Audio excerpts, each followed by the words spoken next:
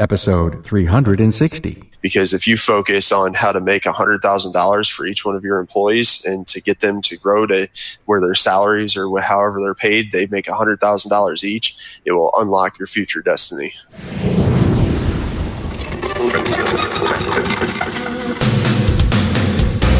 Welcome, aftermarketers, to Remarkable Results Radio. Listen to learn just one thing from today's episode on your journey to remarkable results.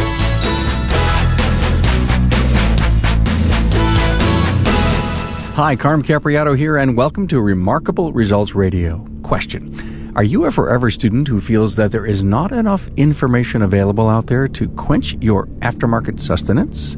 Well, welcome to the Trough of Knowledge. This episode is presented by Federal Mogul Motor Parts, and they're the reason you enjoy these great free aftermarket interviews. When you need innovation and quality, you need Federal Mogul Motor Parts. Brands like Moog, Felpro, Wagner Brake, Anco, Champion, Seal Power, FP Diesel, and more. They're the parts techs trust. Find out more at fmmotorparts.com, and thank you for supporting these brands. A shout out to new Facebook friends, Miguel Padilla and Rich Wrenches. I'd so much appreciate your connection. Find them at remarkableresults.biz/social. Hey, don't forget to engage our new technicians attending post-secondary to the podcast. There's a special category created just for students. It's called Automotive Students Must Listen. Eye-opening interviews to help set their career, and it can be found on the website. Now, joining me in this episode is Justin Barrett, Barrett Automotive in Cornelia, Georgia, Brett Bohlman, Highway 7 Service Center in Newel, Iowa, and Tony Tatich, DMT Complete Auto Service Center in Bremen, Indiana. This is a continuation of Shop Talk, the series, Volume 3. They are very passionate, articulate, smart, and well-read. They share that becoming a great leader is a means of continuing their learning process, upgrading knowledge, and handling relationships with people, employees, and customers alike. Listen to learn how this young generation of aftermarket professionals manage their team, their shops, and their customers. And it's not without their challenges. Find the panel's bio and the key talking points at remarkableresults.biz/E360. Now listen to how these millennials take on their roles as owners and leaders.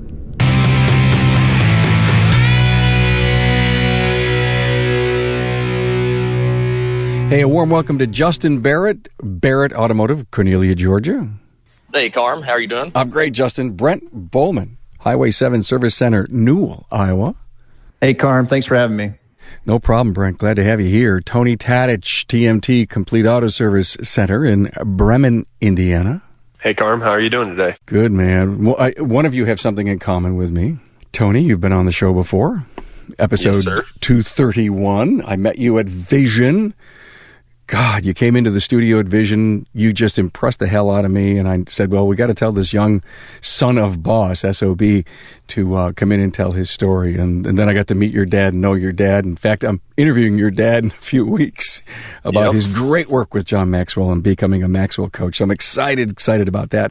So here we are in Shop Talk, our third volume. And we're just going to sit here and talk shop.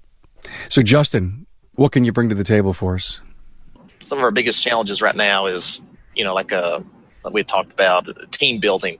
In the last, 18 months, we have gone on a huge growth spurt, and we've essentially gone for myself and one other. So now we're a team of 6, and and how I transition from just leading myself and one more to how I lead a group of people and how I maintain the culture. So those are my challenges. Is the team building, taking a leadership role and less of a technician role. Because I think a lot of us, we all started being a tech in the Bay, and then we just kind of found ourselves running a shop somehow. Somehow I found myself being a shop owner and running the business, and now I gotta take over and lead the team and build a team and find the right people to put in place and how you maintain a culture, that you want, and bringing new people in that really have the same values and the same core principles. That's extremely difficult from my vantage point and everything. It's a difficult process, and it always takes me back to the John Maxwell book, The 5 Levels of Leadership, and transitioning yourself from level 1 leader to level 2 to level 3. And that transition through your people can sometimes be difficult because they have to view you as the leader of the shop and the person that's going to be the general to take them through the battle and to win the war, not only each day, but each week and each month and each year. And I admire your courage to go from 2 people to 6 people within a short period of time and everything, because that's not an easy feat to do in this business. No, and it's extremely intimidating and scary, and a lot of sleepless nights for myself. Some people, it comes natural, and, they're just natural born leaders. You kind of have that. You look at John Maxwell and you think, man, if I just had 1% of the leadership skills that he has, but when you hear him talk about it, when he first started, he was he says he was a terrible leader. He made a ton of mistakes, but, he stuck with it, and, he just kept working through it. And now he says people think he's a lot better than he actually is. They'll always say that about you once you become a great leader. Hey, and I'm only kidding. Let me share with you my leadership story. I tell this every once in a while on the show. It was in 1998 when I made a very big move, sold my business, and went to work at quote-unquote corporate level. And I always wanted to do that, but I never really knew what the challenges were. And then I got assigned an incredible area of responsibility and a lot of people, and I realized I didn't know shit. And so, I thought it was a great leader of 60 people until there were 10 times that. So I went to the bookstore. First book I found was John Maxwell's Developing the Leader Within You. And I said, well, this has got to help. I opened it up in the first paragraph of the first chapter. It says, leadership is influence, nothing more, nothing less. And I never, ever forgot that. Probably read dozens of Maxwell books, have the DVD and the CD series. I mean, I ad nauseum consumed John Maxwell for the better part of from 1998 to the late 2000s. And I sit here and I listen to what Justin just said and what Tony said, and I know, Brett, this is going to impact you. To be a millennial, because that's, if you will, the feature of you as owners here is to be a millennial at your age to become a great leader. I was in my late 40s, early 50s, okay? And I just had wished I had discovered what being a better leader was. So the world's your oyster at this moment in time, since you realize you have some new boundaries. Some new plateaus to hit. So high fives to you for saying this and being so transparent with us. And the big thing that I think with leadership too is my good friend Barrett, podcast alumni also, always states, leaders are readers. And the more that you can read, self-study, and put into yourself, it eliminates those excuses for the fact that I am a millennial and I'm having to lead a team of 40 and 50-year-olds. And it makes it more at ease once you have that knowledge to be able to take the action, then to go back and have that hard conversation with a 45-year-old tech that, hey, I don't like how this happened. We need to do this way the next time. We got through it this time, but I'd like to see this change happen. And that sometimes, Justin, I feel like can almost be, almost look like a big boulder in front of you that you have to try to move, and it feels immovable. But once you have that knowledge and impact in your life, you're able to go have that tough conversation. I couldn't agree more, Tony. You said leaders are readers. I highly, highly believe that. I don't know how you can be a good influencer and not read. I think if you're not reading, you're leaving a lot of value on the table. And I think as leaders, we owe it to the people that follow us, to do things like what John Maxwell says, to add value to them, to build our team up. And Zig Ziglar says another thing pretty well. He says you can get everything that you want out of life if you help enough other people get what they want out of life. And I think as business owners and leaders, that's really just a natural calling of what we're called to do, is to do that. And, you get that team built, they're going to help us get everything that's, our aim and purpose in life is. So absolutely, I agree with that 100%. I need to interrupt again. Sorry about this, but I guess I'm in charge here. Tony, you brought up Barrett. Brett, you just brought up Zig Ziglar. Zig Ziglar's gone. I was a huge fan, read all his stuff, listened to all his tapes, guys. Did you hear the word tapes? Cassettes? What's that? Yeah, I know. What's that? Barrett and Tom Ziegler came on the show, and we actually have a podcast together with me, Tom Ziegler, and Barrett. And if you've not heard it, inspiring. What a great episode. And Barry's a Ziegler coach. Right. So he was able to get Tom on with us, and great. So why is it so hard for some shop owners to read and to learn to become better readers? I feel that a lot of shop owners feel stuck. They're in that rut. They're in the daily grind, and they're stuck. They're right in service. They're turning a wrench. They don't see a way out to become a business owner, and it's very hard to, in this business, I'm going through that currently, to be in a position but also be the business owner and to separate that time and space and everything. There's one of two ways that you can run this type of a business. There's the way that you run it from working within the business, and there's the way that you run it from working on the business. And so much of people, I feel, people that I talk to, younger people, they struggle with separating those two, or trying to figure out the path to be able to get to the level of working on the business only and not in the business. Yeah, the getting out of the business is, I find that to be one of my struggles, because I still enjoy being in the shop. I still enjoy working on the cars. I'm having to make myself learn how to enjoy working on the business. That's not necessarily a fun part for me, or being in the front office. So I'm working on really finding the key people, and it's been, I've been looking for a service writer, service advisor, someone to fill that role for, a good 10 months. And I've had several people that we could have brought in, but I just didn't feel like they really met my values, and they wasn't going to serve my customers the way that I would.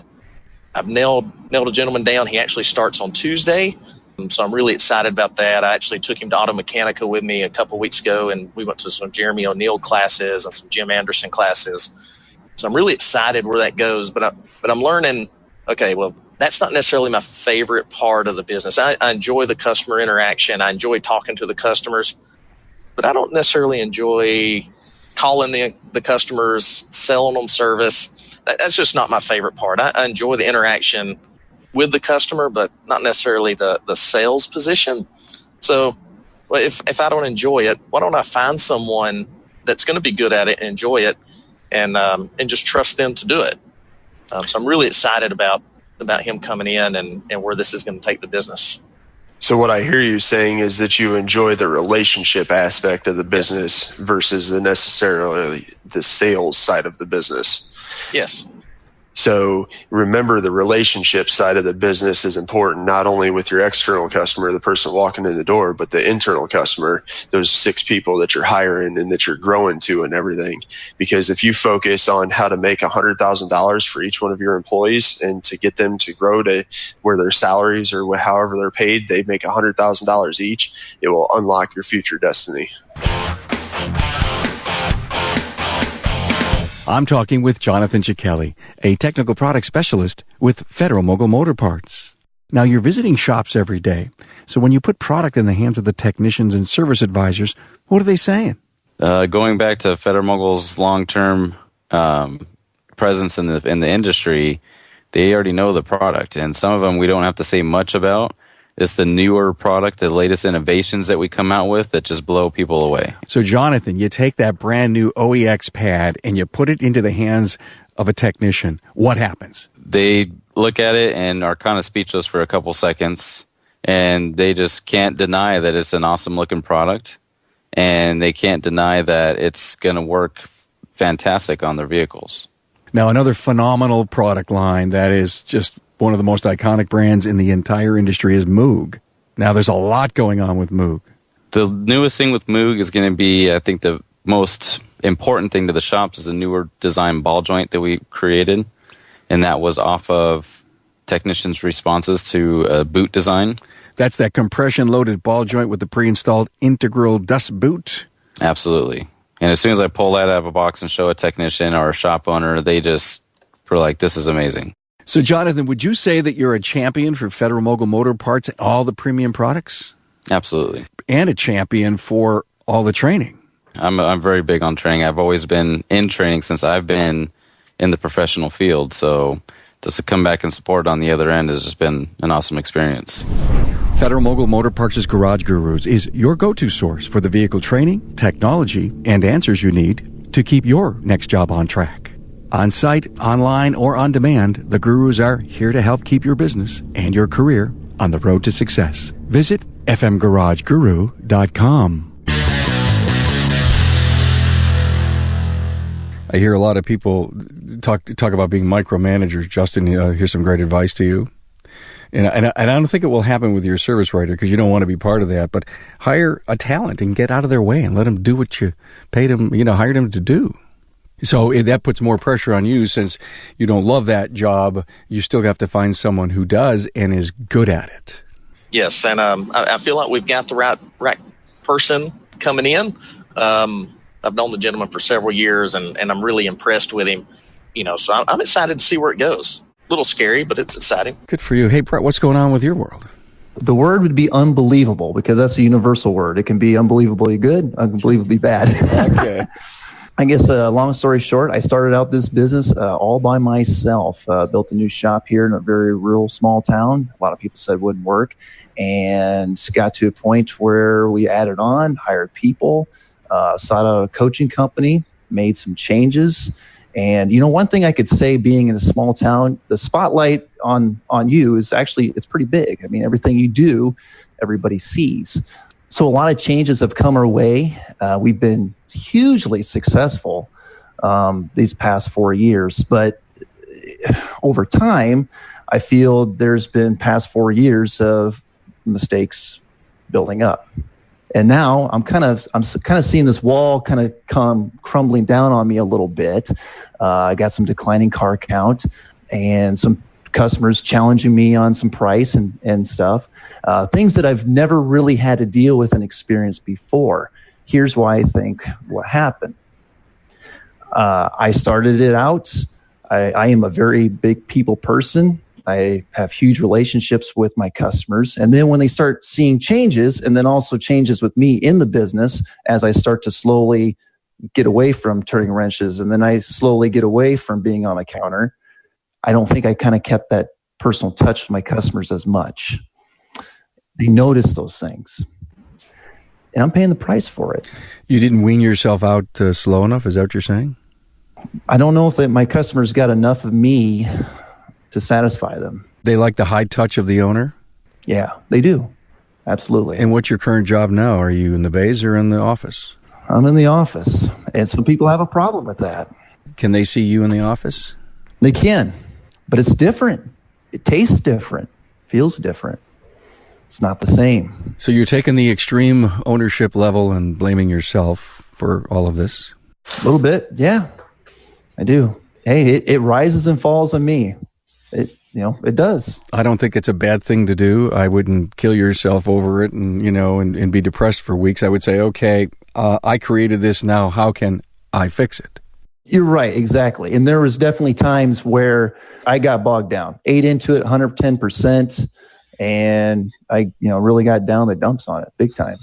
So bring up Zig again, says, people can bring you down temporarily, but only you is the one to keep you down permanently.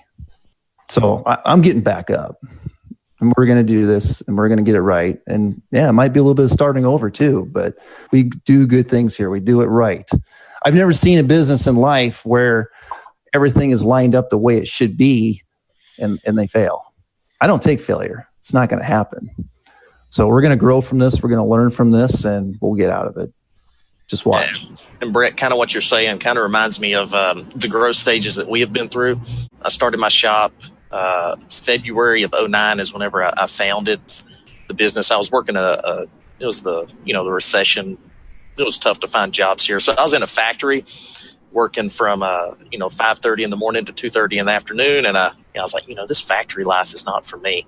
So I had a little garage behind my house, and it's like, I really enjoyed whenever I could work on cars professionally. I'd done it, ever since I was in a shop from the time I was 14. Never got hired. I was just showing up at the shop, emptying the trash and sweeping the floors. And after about 2 or 3 weeks, the owner was like, well, this kid's not going anywhere, so I'm just going to pay him. But I worked my way up through the ranks. And, by the time I graduated high school, I was, essentially a full line tech. And I enjoyed that. Then the recession hit, a few years later, and, everything just kind of stopped, and I had to go work in a factory. And I had my little shop behind the house, and I was like, you know what, I got to get out of this factory. And I started that, and I was by myself, up until about 2014. I worked on every car. I answered every phone. I talked to every customer. And it was, the first few years was easy because business was, it's hard to manage 10 cars a week. 10, 15 cars a week is easy for one person. So it was easy and it was fun. And then, as business, kept growing, it was really hard to keep up. So I found myself, starting at the shop at 7 a.m, and then I'd get home, at midnight. Yep. And it was a 7-day a week thing. So I was like, man, I really got to hire someone. So we went through a few guys trying to, really trying to nail down the right people, quality people. But my budget was really small, so I couldn't afford the best people. So we had some really challenging times there, and then it gained traction. I was able to get a really good tech in, and that's when we started looking at building the current location we're in now. And as we moved over here, I had to hire 2 more full-time techs, which they're great, and I got my wife in the front office, and I'm kind of divided everywhere. And some of the customers that have been using me for, since 2009, 2010, whenever they see that I'm not the one on the phone, I'm not the one at the front counter, and I'm not the one repairing their cars, it does feel different to them. And that's one of the challenges that I'm going through. All right, how do I keep the same, the same feel, the same smell, the same taste with my customers that have been using me for years, but we got different people in, and that goes back to make sure we're fostering the correct culture in the business, and it's it's really challenging. And like yourself, I feel like I've failed in some areas. They may not actually be failures, but I may feel like they're a failure. But it's extremely challenging, and I wish I had some advice to tell you that I've learned, but I'm still neck deep in it and going through it. So, but I feel your pain there. So I've been the reverse of both of you. I was the person coming into the business with the person leaving the business, and my father. So I was the person that was coming in and being the person to talk to the people and being the person to greet the people and doing everything opposite of what you guys are speaking of right now. You guys are working your way out. I'm trying to get to that point at this point in time. But I was also the person 5 years ago that came in and had to take over the shadow of the owner in that conversation. I think obviously the credibility standpoint happens because we share the same last name slightly. But I also think that credibility standpoint happened because of how much my father worked his tail off to tell every single person that if I trust this person and if I believe in this person, you should believe them and trust them also. I think there's a large factor that comes into that. I think the other thing when I think of Brett, as far as what you're doing, and obviously I don't know your marketing or anything like that, but how often when you send a marketing piece out or you're sending something out is your face front and center of that to where they feel like they're having a conversation with you with that card or that piece of paper. I have another good friend, Aaron Stokes, who has built a monster business in Nashville with multiple repair facilities, but is still the face that you see on every single card, and the presence is there of him, whether he's in the building or not in the building, or whether you're speaking to him or not speaking to him. I think that is very, very important in that aspect also.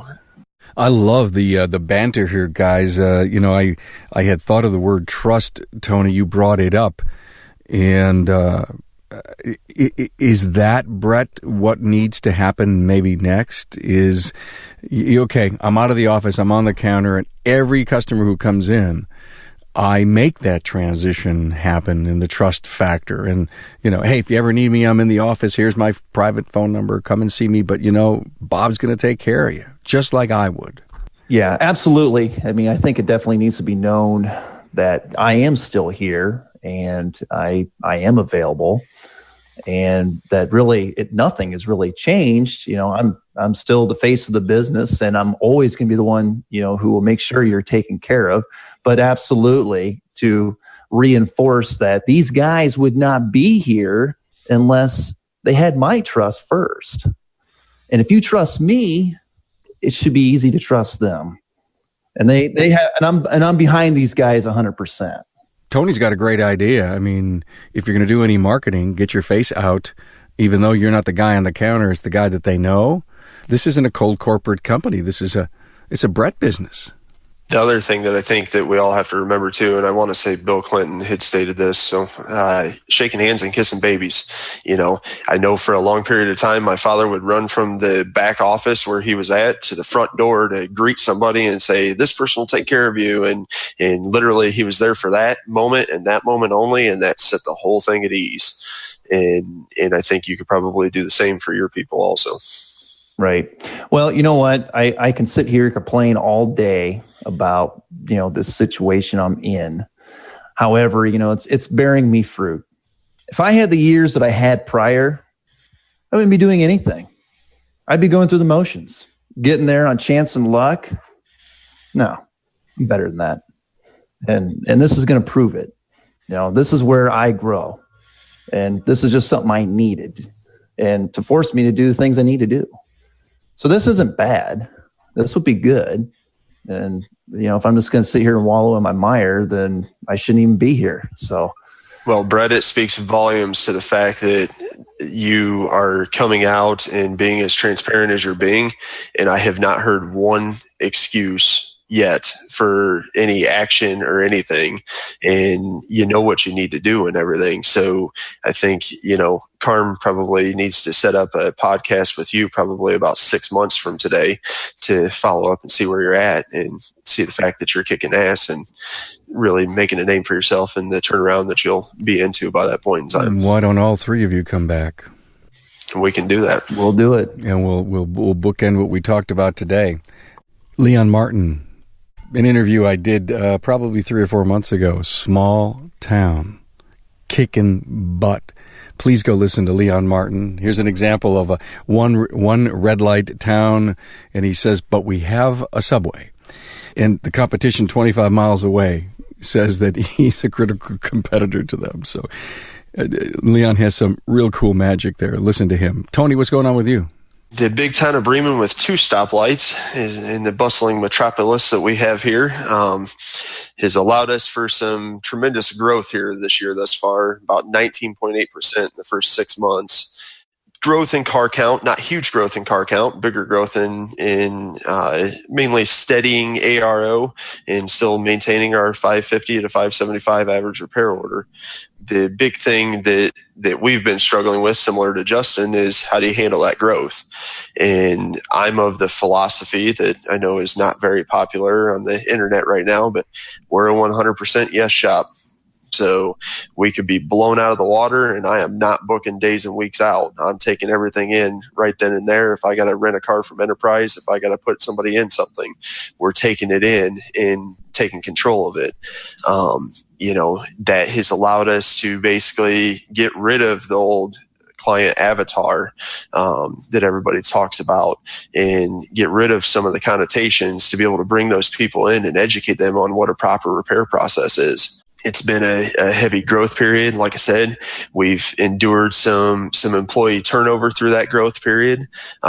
We've endured some very negative employee turnover in a death of an employee in one instance earlier this year. So it's been a difficult growth period from an employee standpoint, which has led us to working heavily into the EOS business method and also setting up a lot of core values that we're starting to institute into the business and everything. We've established those now, and we are working through all of that and stuff to be able to hire and fire from those terms. Did you read the book Traction? Yes. Gino Wickman Please, everyone, go read it. Traction. So my father and I, for the last probably 4 years, have had a traction meeting every single, usually either Monday or Tuesday morning at about 6:00 in the morning. And we are going, we still continue that to this day with wins, losses, and rocks, what Gino Wickman talks about. So talking about the previous week, what's your wins, what's your losses. That way you can know where you're winning and where you're losing at, and you can make changes. But then also talking about what your rocks are. Not only your current rocks, but your quarterly rocks and your monthly rocks. And rock meaning a problem that you have to try to overcome, like an employee loss or stuff along those lines. It's also been very hard to try to find that right person to potentially replace me, because all in the midst of this, we've been going through this, and we're actually going crazy and looking at a second shop, and we've identified a location, and we're going through that process currently as we speak also. So in order for this second shop thing to happen, we have to build human capital, because there's not a lot of human capital behind me to be able to take my place. What is it that you're doing? You're not working the service counter, are you? I am working the service counter, Carm. I'm the lead head honcho service advisor right now. So you're the man. Yeah. So obviously you're smart enough to know that you cannot grow to a second store. Nope. Without you being off of that, running the business for Dad. And is Dad still active every day or not? Dad is here every day, but with the coaching that he does and with the Maxwell training and stuff, he's here, but he's not involved in the company. Fortunately, a couple of years ago, we remodeled the entire building, and I joke, but we put him as far away from everybody as we could in the building, in the very back corner in his nice plush office. So that way he can do the things that he needs to do to work on the business, but then also do his other stuff that he does. So Tony, is it safe to say if you're a Yes shop and you're working the service counter, you're a pretty busy guy? Yes, sir. Yes to you, Tony, just accommodates the customer and manages their problem and says, listen, just leave it here. We'll handle it for you. And as you said earlier, whatever I have to do to provide transportation, we'll do. I mean, how deep do you go with the Yes thing? So, we even go to the fact of customer supplied parts. Somebody wants to bring in client supplied parts. That's totally fine. You can bring them in. That doesn't necessarily mean that we're going to install them. So I've had so many customers or clients call up and say, hey, I have a check engine light on. I have this running issue. I went to the parts store and they pulled this code and I think it's this piece. And if you're not a Yes shop and that customer's calling up saying, will you install this for me? And you're telling them, no, I don't install customer supplied parts. It creates a negative conversation right away that you have to try to overcome. If you say, yes, let's go ahead and bring it in, we'll evaluate it, we'll evaluate the part that you have, and then we'll proceed on from there. I don't think you're not being truthful or anything there, but I think you're telling the customer that I'll evaluate the entire situation that you have going on right now. Bring me all the information, bring me anything that you have that way. We'll evaluate it all, we'll go over it, and we'll provide you options from there. Don't you think that's a trend that if for any top shop is just never wanting to be a negative on the phone, but getting the customer in and saying, hey, listen, we may find something different. Why don't you come in and let us look at it? I agree with that heavily, Carm. The biggest problem in what you're talking about right there that we all do and don't do a very good job of is anchoring the client's expectation. So if I come in and I tell you, hey, we're going to perform a 61-point safety inspection on your vehicle today, Carm. The negative thing is my technicians are very good problem finders. The positive thing is my technicians are very good problem finders. If we go ahead and send this safety inspection to you, you're going to get it via email and you're going to get it via text message. And we're going to go over that safety inspection. But don't feel like you have to fix everything today. We're going to create a priority list to be able to get your vehicle back to its proper full maintenance and get everything taken care of that we need to get taken care of today. The fact that I have an O2 sensor that I want to bring you to put on my car just goes away. Exactly. And I think, changing the anchoring that we do of our clients not only changes the client's mindset for if they move away or go to another shop, it also changes the thought process that, hey, the parts store is the expert. We're the expert. we not only know the parts, we also know the car and everything. The parts store provides the value for those do-it-yourselfers or the weekend warriors that way. Yeah, and I noticed that's an issue that we run into quite often. They go get the free check engine light diagnosis at the parts store, and then they call on the phone and they just want a price on what it is to replace, an oxygen sensor. Most of the time, it's not going to be the oxygen sensor. There's going to be something else. And how do we educate the customer without creating friction on the phone? Because the end game is to get them to the shop. We got to get them to the shop, and we've got to diagnose the car properly. How do we control the phone conversation to let them know that we're the expert, to trust us? The parts store is really good at selling parts, but they're not really good at telling you why the check engine light is on. A trouble code. I think Barrett had said it in one of the podcasts. The trouble code is like a zip code. You can't find an address with a zip code. So we've got some work to do there on our end on controlling the conversation. When a customer calls, we want to be as frictionless as possible. We haven't gone as far as, being a yes shop. We don't want to say no. Of course, we don't want to give prices over the phone because you can't give an honest price over the phone. But how do we control the conversation, be as honest and transparent as possible, but get the car here without setting up an expectation that the parts store has told the customer, because we know it's probably going to be wrong. And how do we control that? We struggle with that, and we definitely need a lot of work there. The main thing that we control at doing, and I think it's very important, and we've been doing this for years now since we've been involved in coaching, is scripting. And I hate the word script. So because script to a lot of people means you sound robotic, but more like a presentation. So you have a set presentation as an SOP in your company that you've gone through and said, if the customer calls up and says they have a part or they need a price, here's the price presentation. Here's the customer supplied part presentation. This is what we go through. Then not only putting the piece of paper in front of the person for that, your employee that is learning this or your teammate, but also then role playing that out consistently. As you're leaving the shop, Brett or Justin, and you're running to go do something, call the store back, *67 your phone number so they don't see the ID, and call back and role play it live. And I think the additional piece to that we've been doing for a long time too is recording your phone calls. Being able to go back in and listen to, and even when I listen to stuff, I'll listen to my own sales calls and I'll be like, I should have said that there. That would have been the turning point of that conversation, and it would have made it so much better. I'm sure Carm listens to his own podcast and says, I should ask this question at this point in time. It would have made this more lively. Did you read my bio? No, I have, but no. Oh man, I'll tell you. Yeah, we can be very critical on each other as long as you do it with an open mind and you don't beat yourself up and you learn from it. I mean, you said it exactly right.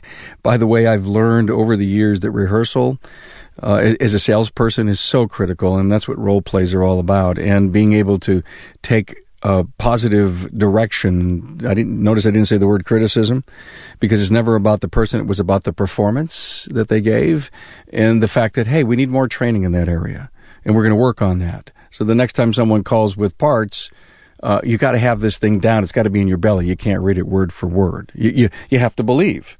Do you believe? Do you trust that we're doing the thing right? Then it comes out like a song. Absolutely. Absolutely. You guys doing a lot of that, Justin, Brett?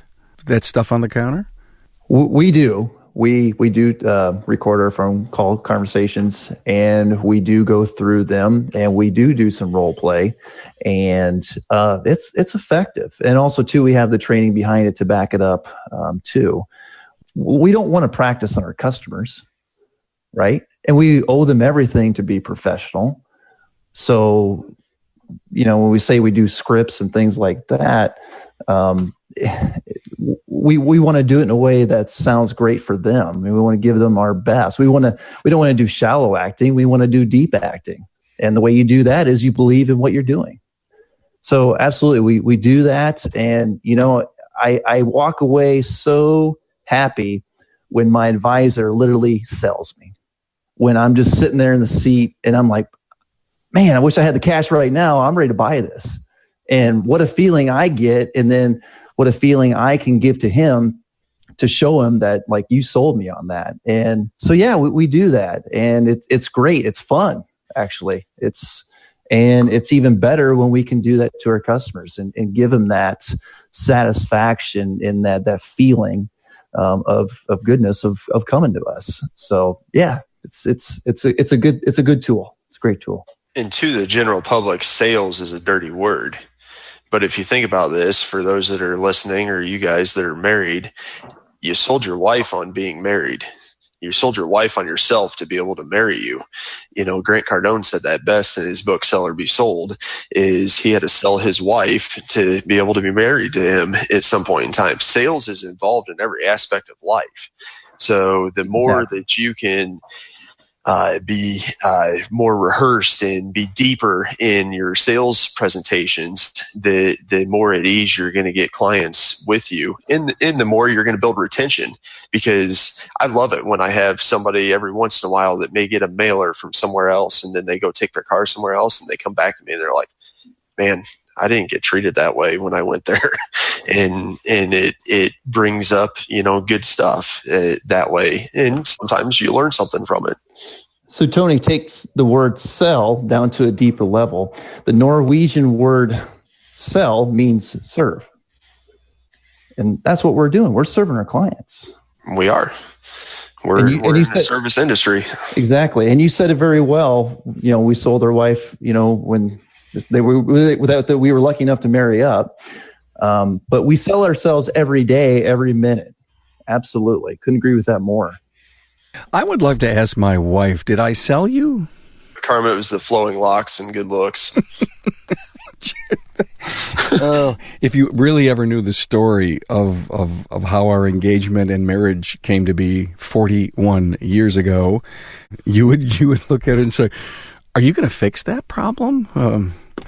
Yeah, it was so. I told this story this past Sunday to someone, and they looked at me and they go, "Wow, what a great story!" It's one of those classic fairy tale love stories, but I did poorly in the process. That's the fun part about it. It's so great, but I didn't do it right. In fact, I'm still stuck on 41 years ago and the fact that none of us are older than 41. Well, that's the reason you're here. This millennial discussion. Okay, so I have a little gray hair, but I love what I do, and I'm so happy you guys are here. Listen, in the closing moments, let me just go around the room. Justin, what makes your business unique in the eyes of your customer? We try to serve our customer better than anyone else.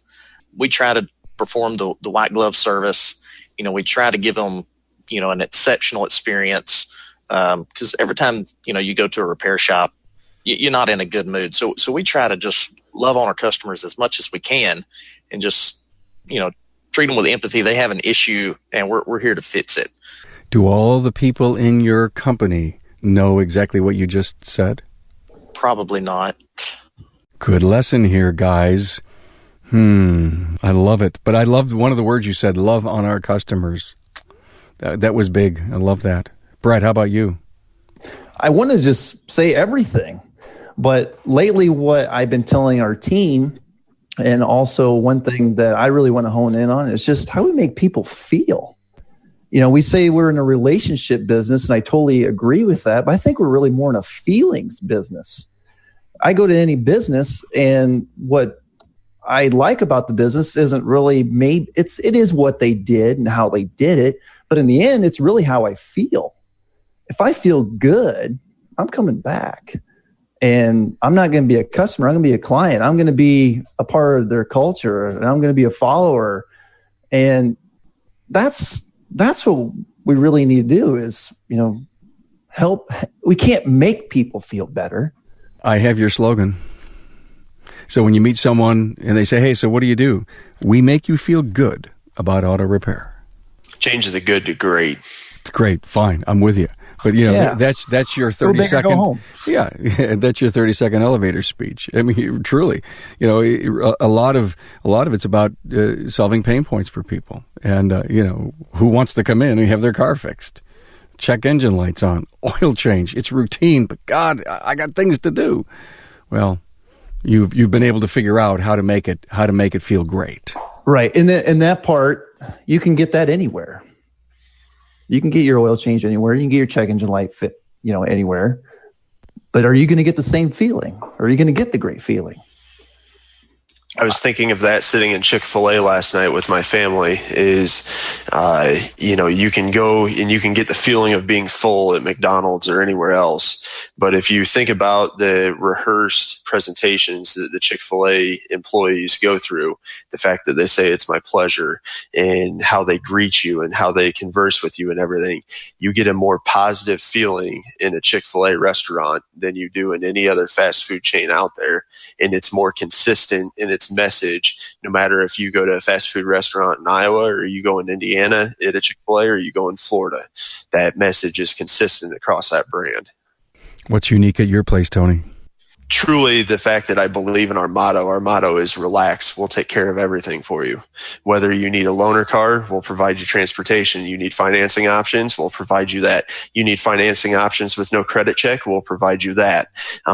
You need your car washed, we'll take care of that. You need your windshield replaced, I have people for that. I can be your one-stop shop and literally take care of everything from A to Z with your vehicle at the most cost-effective price. I love it because it fits with just say yes. There's a great video that you need to see. Go to YouTube, type in Chick-fil-A. Everyone has a story. Have you seen it, Tony? I have not seen it, no. Oh, you got to go see it. You want to know about the culture inside of Chick-fil-A? Go watch this. Be prepared. You have a Kleenex with you when you watch it because it's all about relationship and people, and it really teaches you that no matter who you meet and who you serve, there's a story behind that person. It could be a story of today, it could be a story of yesterday, it could be a story of tomorrow, and now you've entered their life. And Chick-fil-A does one hell of a job. I know this is a training film they show to their people to try to help establish their caring nature and their culture and their business. Hey guys, this was great. I promise you we'll come back. We'll do some follow-up on where you guys are. Thank you for being so transparent. Justin Barrett from Barrett Automotive, Cornelia, Georgia. Brett Bohlman, Highway 7 Service Center, Newel, Iowa. And Tony Tatich, TMT, Complete Auto Service Center in Bremen, 2 Red Light, Bremen, Indiana.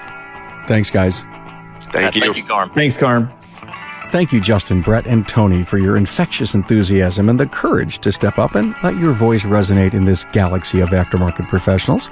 Your story is an inspiration to all those young, aspiring techs who want to become shop owners. Find the panel's key talking points, links to previous episodes, and website links at remarkableresults.biz/E360. Hey, are you listening to the new podcast, For the Record?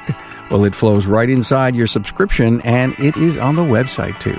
Cool, crisp, and often fiery opinions from your aftermarket colleagues. Hey, I'd love to hear your thoughts. Remember, email me, carm@remarkableresults.biz, and we'll talk soon. Thanks for being on board to listen and learn from the premier automotive aftermarket podcast. Until next time,